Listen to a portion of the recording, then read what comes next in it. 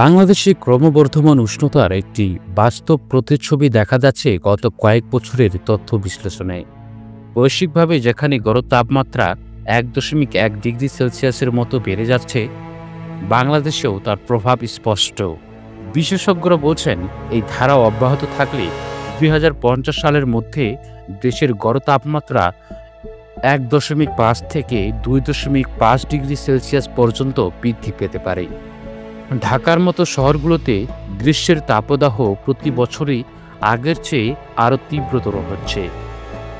শহরের তাপমাত্রা কখনো কখনো ৪০ ডিগ্রির কাছাকাছি পৌঁছাচ্ছে, যা বিগত দশকগুলোতে ছিল দুর্লভ। শুধু শহরেই নয়, গ্রামীণ এলাকাগুলোতেও গরমের প্রকোপ বাড়ছে, যা কৃষির উপর মারাত্মকভাবে প্রভাব ফেলছে। বিশ্বব্যাংকের এক গবেষণায় বলা হয়েছে, বাংলাদেশের কিছু অংশে আগামী কয়েক দশকে বছরব্যাপী তাপমাত্রা গড়ে ২ ডিগ্রি বা তারও বেশি বেড়ে যেতে পারে। বিশেষ করে উত্তরের জেলা ও উপকূলীয় অঞ্চলগুলো সবচেয়ে বেশি ঝুঁকির মধ্যে রয়েছে। এই অঞ্চলের মানুষের জীবন ও জীবিকায় পরিবর্তন আসবে ব্যাপকভাবে। জলবায়ু পরিবর্তনের ফলে দেশের বৃষ্টিপাতের ধরনও পাল্টে যাচ্ছে।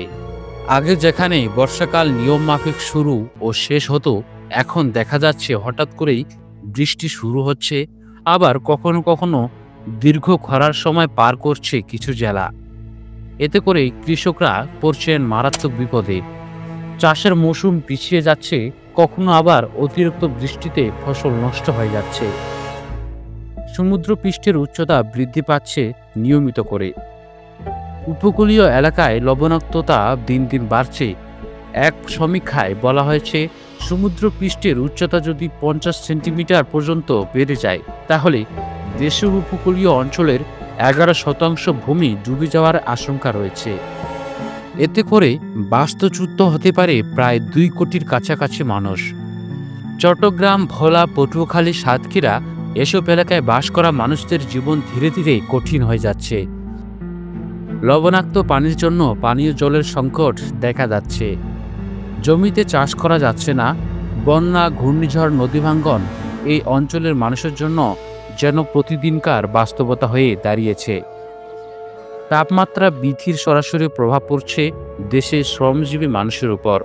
একটি আন্তর্জাতিক প্রতিবেদনে বলা হয়েছে, বাংলাদেশের গার্মেন্টস শ্রমিকদের স্বাস্থ্য হুমকির মুখে পড়েছে। কারখানার ভেতরে গরম এতটাই বেড়ে যায় যে অনেক সময় তা ৩৮ ডিগ্রি থেকে ৪০ ডিগ্রি ছাড়িয়ে যায়। এতে ক্লান্তি, দুর্বলতা, এমনকি হিট স্ট্রোকের মতো ঘটনা ঘটছে নিয়মিত। জলবায়ু পরিবর্তনের আরও একটি বড় প্রভাব পড়ছে অভিবাসনের উপর। দেশের দক্ষিণাঞ্চল থেকে বহু মানুষ চলে আসছেন রাজধানী ও অন্যান্য শহরে। তাদের অনেকে কাজ পাচ্ছেন না, অনেকেই অস্থায়ী বাসস্থানে দিন কাটাচ্ছেন। বিশেষজ্ঞরা বলছেন, এই অভ্যন্তরীণ অভিবাসনের সংখ্যা বাড়তে থাকবে যদি জলবায়ু সংকট ত্বরান্বিত হয়। অন্যদিকে বাংলাদেশের কৃষি উৎপাদনে তাপমাত্রা বৃদ্ধির প্রভাব স্পষ্ট হয়ে উঠছে। গবেষণায় দেখা গেছে, প্রতি ১ ডিগ্রি তাপমাত্রা বৃদ্ধির কারণে ধানের উৎপাদন ১০ থেকে ১৫% পর্যন্ত কমে যেতে পারে। এটি সরাসরি দেশের খাদ্য নিরাপত্তাকে বিপন্ন করে তুলছে। কৃষকের আয় কমছে, ফলে অর্থনৈতিক বৈষম্য বাড়ছে। শহরের বায়ু দূষণ ও তাপদাহ একসাথে হয়ে মারাত্মক স্বাস্থ্য ঝুঁকি তৈরি করছে। হৃদরোগ, শ্বাসকষ্ট, ত্বকের সমস্যা থেকে শুরু করে মানসিক চাপ পর্যন্ত সব কিছুর সংযোগ খুঁজে পাওয়া যাচ্ছে পরিবেশগত পরিবর্তনের সাথে। বিশেষ করে শিশু ও বয়স্কদের ক্ষেত্রে ঝুঁকি সবচেয়ে বেশি। বিশেষজ্ঞরা বলছেন, বাংলাদেশে বৈশ্বিক উষ্ণায়নে গতি ধীর না থাকলে আগামী কয়েক দশকে চরম আবহাওয়া আরও তীব্র হয়ে উঠতে পারে। প্রতিটি মৌসুমেই দেখা যাবে কোনো না কোনো বিপর্যয়, কখনো ঘূর্ণিঝড়, কখনো অতিবৃষ্টি, আবার কখনো খরা বা অস্বাভাবিক শীত। জাতিসংঘের তথ্য অনুযায়ী বাংলাদেশের জলবায়ু পরিবর্তনের ফলে সবচেয়ে ক্ষতিগ্রস্ত 10টি দেশের একটি, অথচ এই দেশের কার্বন নিঃসরণের হার অত্যন্ত কম। বৈশ্বিক তাপমাত্রা বৃদ্ধির দায়ভার বড় বড় উন্নত রাষ্ট্রগুলোর হলেও তার ভোগান্তি ভোগ করছে বাংলাদেশের মতো দুর্বল অর্থনীতির দেশগুলো। অবশেষে সরকার ও জনগণের সম্মিলিত পদক্ষেপই হতে পারে এই সংকট মোকাবেলার পথ।